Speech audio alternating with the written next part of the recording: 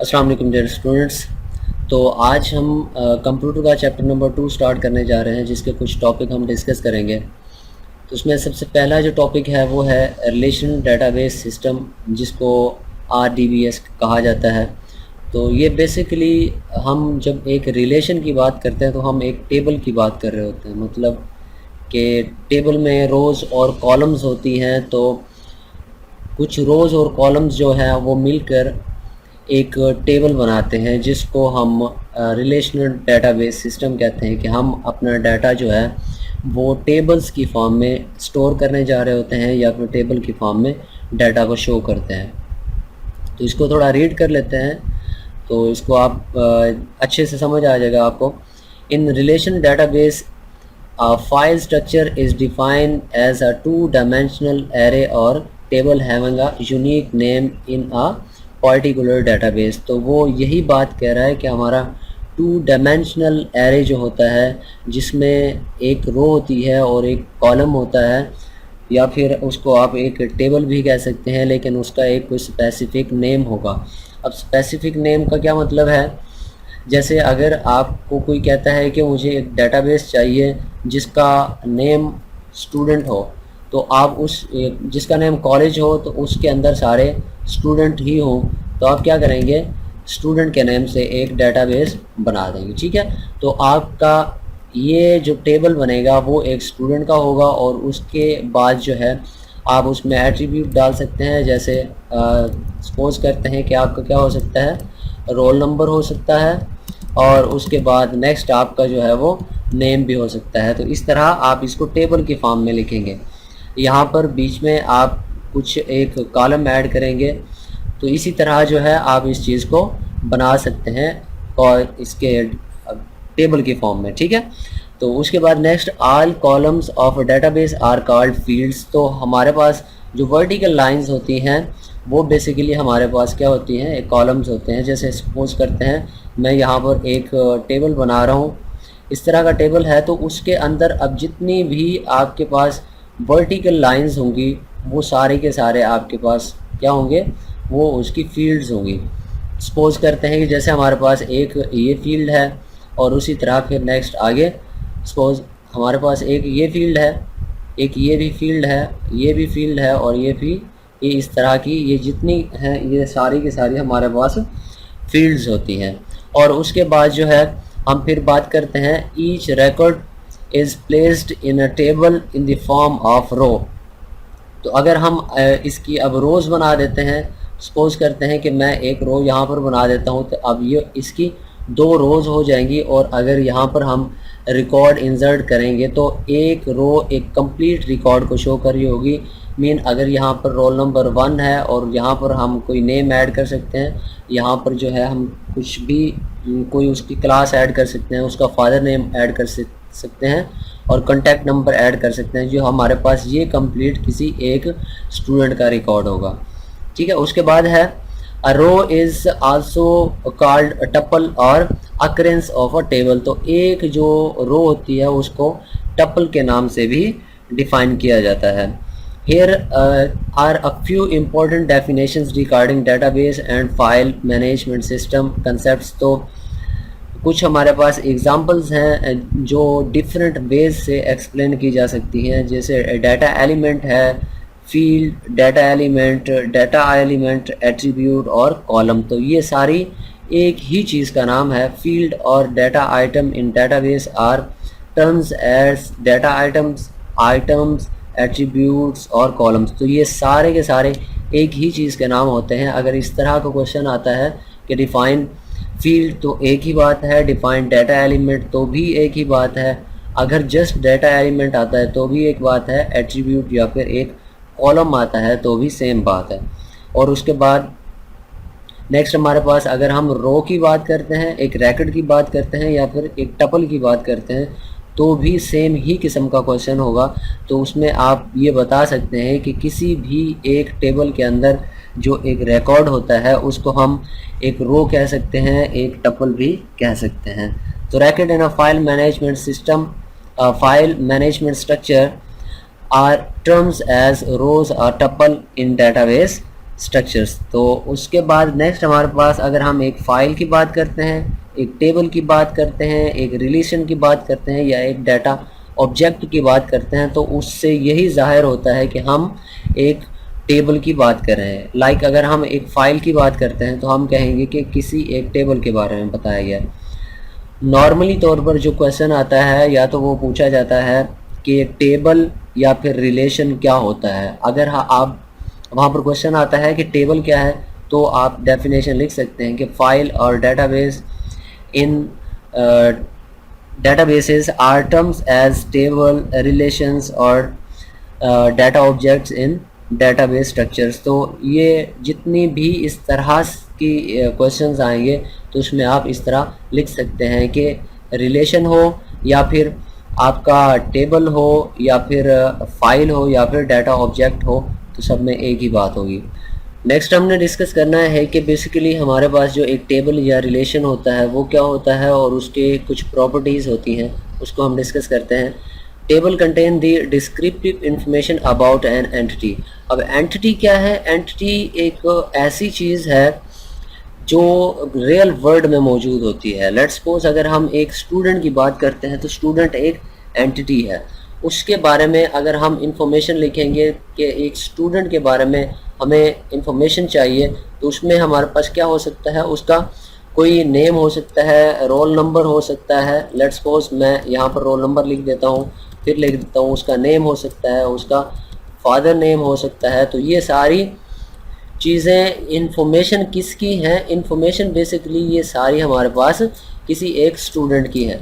तो ये यहाँ पर स्टूडेंट की इंफॉर्मेशन है। अगर हम इसका टेबल बनाएंगे तो कुछ इस तरह बनेगा कि स्टूडेंट एक एंटिटी होगी और उसकी डिस्क्रिप्शन जो है वो उसका रोल नंबर होगा, उसका नेम होगा, उसका फादर नेम होगा। आगे भी आप चीज़ें ऐड कर सकते हैं, लाइक उसका कॉन्टैक्ट नंबर हो सकता है, उसका CNIC नंबर हो सकता है। तो इस तरह की डिफरेंट चीज़ें आप ऐड कर सकते हैं।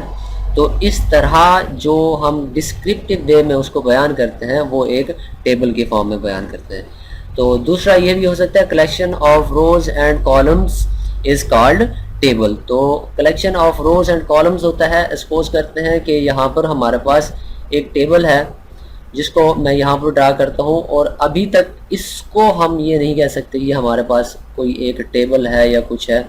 मैं इसको अगर रोज और कॉलम्स का कम्बिनेशन कर दूँ, सपोज मैं यहाँ पर एक लाइन ड्रा कर दूँ और एक यहाँ पर लाइन ड्रा कर दूँ, तो अब मैं ये कह सकता हूँ कि हमारे पास रोज़ और कॉलम्स का मजमूआ है, एक टेबल बन रहा है।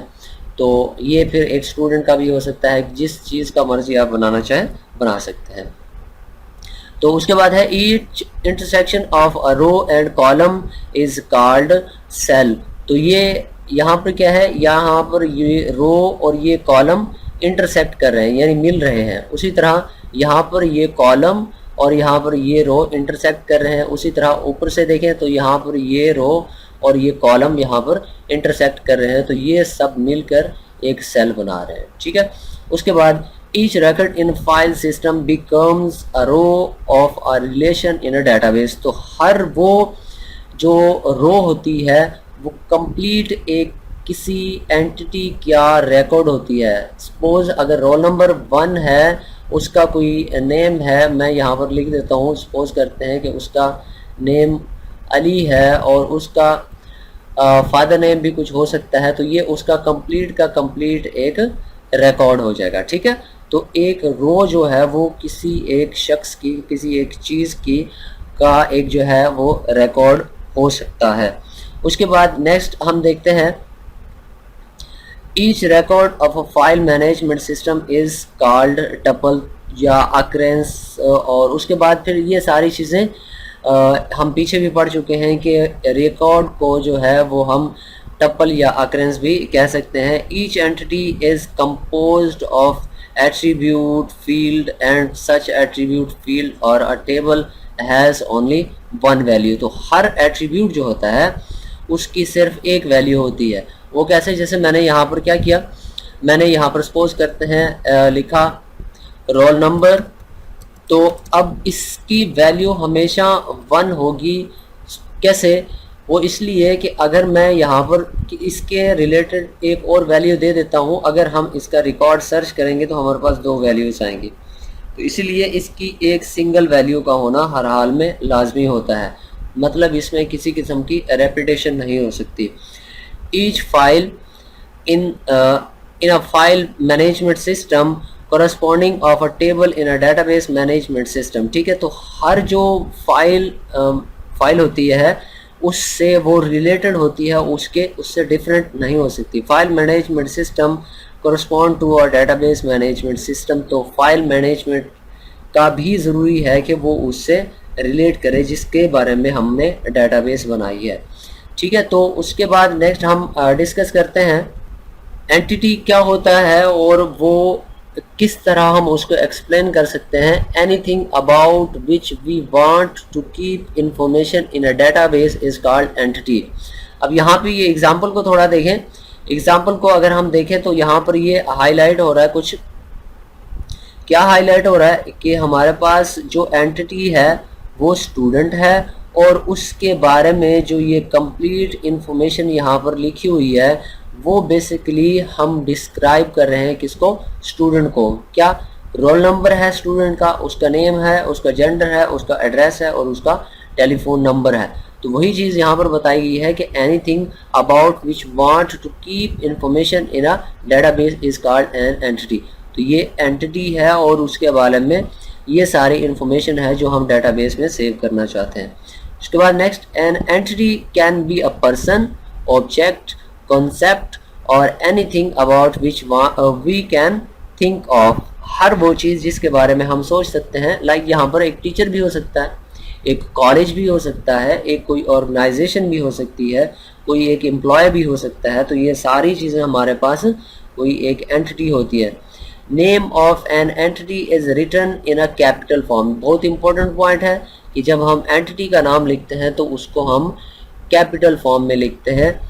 और उसके बाद आप जो है उसको एंटिटी को लिखने का दूसरा तरीका ये भी होता है, जब आप उसको इस टेबल की फॉर्म में यानी टेबुलर फॉर्म में नहीं लिख रहे होते तो उसको लिखने का दूसरा तरीका ये भी होता है कि आप स्टूडेंट लिखते हैं, उस एंटिटी का नाम लिखते हैं और ब्रैकेट स्टार्ट करते हैं, ब्रैकेट क्लोज करते हैं और उसके दरमियान उसके तमाम एट्रीब्यूट्स लिख देते हैं। तो ये उसका दूसरा तरीका भी होता है। तो नीचे वो बता रहा है, here student is the name of entity and the attributes of this entity are roll number, name, gender, address and telephone number. तो this entity is converted into a table to store data in database. तो हम जब तक इस चीज़ को data tabular form में नहीं convert करेंगे तब तक हम इसको डेटाबेस में स्टोर नहीं कर सकते। तो इसलिए हम इसको कन्वर्ट कर देते हैं टैबुलर फॉर्म में, ताकि हम अपने डाटा को बेहतर सूरत हाल में अपने डेटाबेस पर सेव कर सकें। उसके बाद नेक्स्ट हम देखते हैं कि जो रिलेशन होता है या कोई एक टेबल होता है उसकी कुछ प्रॉपर्टीज़ होती हैं जो कि बहुत ज़्यादा इंपॉर्टेंट होती हैं जब भी हम कोई डेटाबेस बनाने जा रहे होते हैं। रिलेशन और table is basic of relational database management system, जिसको RDBMS कहा जाता है। और ये बहुत इंपॉर्टेंट एक टॉपिक है। A relation must have the following characteristics. तो इसमें क्या हो सकता है, नो डुप्लीकेट रोज। तो इसमें डुप्लीकेट रोज नहीं हो सकती। हमेशा हमारा जो रिकॉर्ड है वो स्पेसिफिक होना चाहिए, उसमें रेपिटेशन नहीं होना चाहिए। In a relation no two rows can be same. तो दो रोज एक जैसी नहीं हो सकती। Actually there is no need to be repeat a row. तो डेफिनेटली वही बात यहाँ पर जो है वो रिपीट की गई है कि एक रिकॉर्ड जो है वो रिपीट नहीं हो सकता। उसकी रीज़न ये है कि जब हम डाटा को रिट्रीव कर रहे होते हैं तो तब हमें मसाइल का सामना करना पड़ता है। वो मसाइल किस तरह हो सकते हैं वो मैं आपको प्रीवियसली बता चुका हूँ कि हम अगर किसी एक शख्स का रिकॉर्ड हासिल कर रहे होंगे तो अगर हमने रोज़ को या रिकॉर्ड को रिपीट कर दिया है तो हमारे पास वो रिपीटेड रिकॉर्ड आएंगे। कैसे? जैसे मैंने प्रीवियसली आपको बताया कि यहाँ पर हमारे पास एक टेबल है, एक टेबल के अंदर हमारे पास डिफरेंट किस्म के रोज़ और कॉलम्स हैं, ठीक है। और उसके बाद आप क्या करते हैं कि यहाँ पर कोई रिकॉर्ड इंसर्ट कर देते हैं। अब यहाँ पर भी रोल नंबर 1 है, यहाँ पर भी रोल नंबर आपने 1 इंसर्ट कर दिया है। और जब आप रिकॉर्ड हासिल करेंगे तो इन दोनों का आपके पास जो रिकॉर्ड होगा वो आ जाएगा। तो फिर हमारी जो कन्फ्यूजन है वो क्रिएट हो जाएगी, हमारा डाटा एक्यूरेट नहीं रह पाएगा। तो इसलिए हमारा जो रिकॉर्ड है वो यूनिक होना चाहिए, रिपीट नहीं होना चाहिए। तो इस चीज़ को ख़त्म करने के लिए, रिपीटेशन को ख़त्म करने के लिए हम एक चीज़ लगाते होते हैं जिसको प्राइमरी की कहा जाता है। There must be one field which uniquely identifies a row from other which is called primary key. तो इसको बेहतर करने के लिए हम एक की का इस्तेमाल करते हैं जिसको प्राइमरी की कहा जाता है, ठीक है। और उसके बाद कुछ चीज़ें हैं जो हम यहाँ पर डिस्कस करेंगे। Order of rows is not significant, ठीक है। There is no order of rows in a table. लाजमी नहीं है कि आप रो नंबर 1 को जो है वो 5 पे नहीं रख सकते। लेकिन एक चीज़ यहाँ पर मैं आपको बताता जाऊँ, वो ये होती है कि जब आप डाटा को इंडेक्सेस की फॉर्म में रखते हैं तो वहाँ पे आप डाटा को बेहतर तरीके से रिट्रीव कर सकते हैं। At the time of query order can be define. तो जब आप वहाँ पर क्यूरी लगा रहे होते हैं तो वहाँ से ऑटोमेटिकली जो है हमारा डाटा तरतीब के साथ आ जाता है। While inserting data order does not matter. जब आप डाटा को इंसर्ट कर रहे होते हैं तो उस वक्त उसका जो सीक्वेंस होता है वो मैटर नहीं करता। It enables many users to share same tables without concern how data is organise. तो इस तरह बेहतर हो जाता है कि आप डाटा को किस तरह ऑर्गेनाइज कर सकते हैं। उसी तरह जिस तरह हमने रोज़ के बारे में कुछ रूल्स को डिफ़ाइन किया है, ये चीज़ उसी तरह हम ऑर्डर्स के बारे में भी कॉलम्स के बारे में भी कोई उन्हीं रूल्स को डिफ़ाइन कर सकते हैं, ठीक है। तो यहाँ पर भी रिपीटेशन नहीं होनी चाहिए, हर जो कॉलम है वो यूनिक होना चाहिए।